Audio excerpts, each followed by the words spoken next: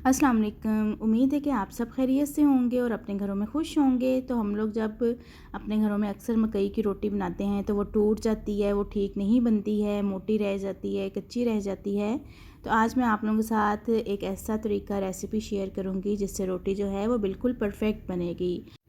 तो यहाँ पे मैंने 2 कप जो है वो मकई का आटा लिया है। इसको मैंने अच्छे से छान लिया था और यहाँ पे मैंने पानी ले लिया है। पानी जो है वो मैंने नीम गर्म से थोड़ा सा ज़्यादा गर्म लिया है और इसी से मैं आटा जो है वो गूँध दूँगी। थोड़ा सा इसमें मैं नमक ऐड करूँगी और इसको मैं अच्छी तरह से मिक्स कर लूँगी। नमक को इसमें अच्छी तरह से मिक्स कर लिया है तो अब मैं इसको गूँध लूँगी। अच्छा, इसमें एकदम से पानी नहीं डालना है। जिस तरह हम लोग आटा गूँधते हैं उसी तरह थोड़ा थोड़ा पानी करके और इसको फिर हमने गूँधते जाना है। पहले मैं इसको स्पैचुला से थोड़ा सा मिक्स करूँगी और उसके बाद फिर मैं इसको हाथों से गूँध लूँगी। बहुत ही आसान सी रेसिपी है और रोटी जो है इस तरीके से बहुत परफेक्ट बनती है। तो आप लोग लाजमी सारी वीडियो देखिएगा, कहीं से भी वीडियो स्किप ना करिएगा।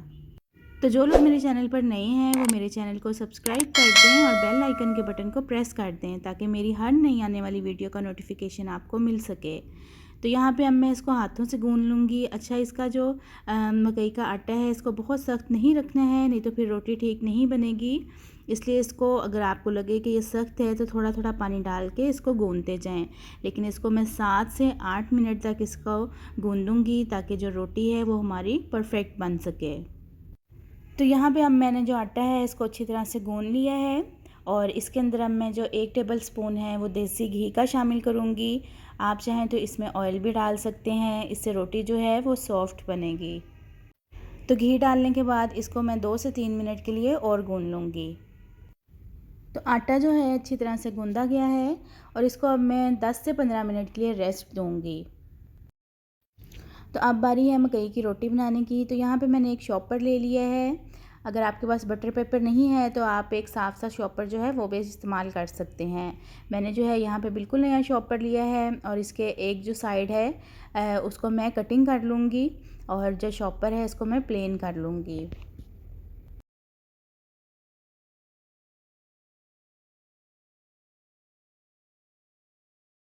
तो शॉपर की कटिंग करके उसको मैंने प्लेन कर लिया है। तो यहाँ पे अब मैं पेड़ा ले रही हूँ। पेड़ा आपकी मर्ज़ी है कि आप लोग रोटी छोटी बनाना चाहते हैं या बड़ी, लेकिन इसमें मकई की रोटी में यही होता है कि अगर पेड़ा छोटा होगा तो रोटी जो है आपकी वो सही बनेगी, टूटेगी नहीं।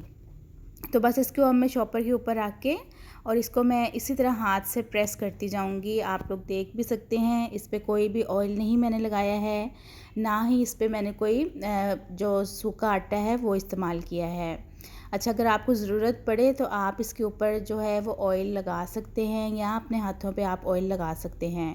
तो ये देखें, ये कहीं से भी नहीं टूटी है और रोटी जो है वो चौड़ी भी हो गई है। अगर आपको लगे कि कॉर्नर्स जो हैं वो थोड़े से ख़राब हो रहे हैं तो आप इसको इस तरह ठीक भी कर सकते हैं।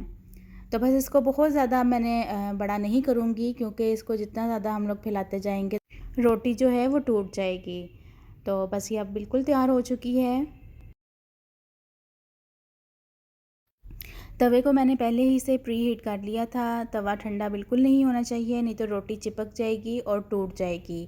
तो इसके ऊपर जो है मैं थोड़ा सा ऑयल लगा लूँगी ताकि जो रोटी है वो हमारी ना चिपके। तो बस यहाँ पे मैं इसको आराम से जो है वो शॉपर से हटा लूँगी और इसको मैं फ़ौरन से ही तवे पे डाल दूँगी। आप लोगों ने भी फ़ौरन से ही इसको तवे पे डाल देना है, नहीं तो हाथ में ही जो रोटी है वो टूट जाएगी। तो अब इसको मैं 2 से 3 मिनट जो है वो एक साइड से पकाऊंगी। फ़ौरन से इसकी जो साइड है वो चेंज नहीं करनी है। तो रोटी को यहाँ पकते हुए 2 से 3 मिनट हो गए हैं। तो अब मैं इसकी जो साइड है वो चेंज कर रही हूँ। तो ये देखें बिल्कुल सही परफेक्ट बनी है, टूटी भी नहीं है रोटी। तो बस इसके ऊपर अब अगर आप लोग चाहते हैं खुश्क बनाना तो इसको ऐसे ही आप लोग पका सकते हैं, लेकिन मैं इसके ऊपर जो है वो देसी घी लगाऊंगी। देसी घी के बजाय आप लोग मक्खन भी इस्तेमाल कर सकते हैं और ऑयल भी इस्तेमाल कर सकते हैं। तो मकई की जो रोटी है वो तैयार हो चुकी है। माशाल्लाह से कितनी अच्छी बनी है, आप लोग देख भी सकते हैं। तो बस इसी तरह मैं अब जो दूसरी रोटी है वो भी बना लूँगी।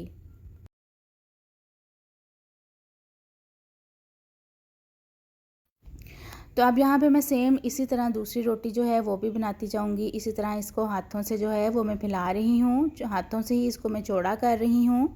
अच्छा, हाथ जो है आपके वो बिल्कुल साफ़ होने चाहिए, इस पर आटा वगैरह कुछ नहीं लगा होना चाहिए, नहीं तो जो रोटी है वो टूटेगी। تو یہ دیکھیں جو دوسری روٹی ہے وہ بھی تیار ہو گئی ہے۔ اتنا آسان طریقہ ہے مکئی کی روٹی بنانے کا اور بالکل بھی نہیں یہ ٹوٹتی ہے۔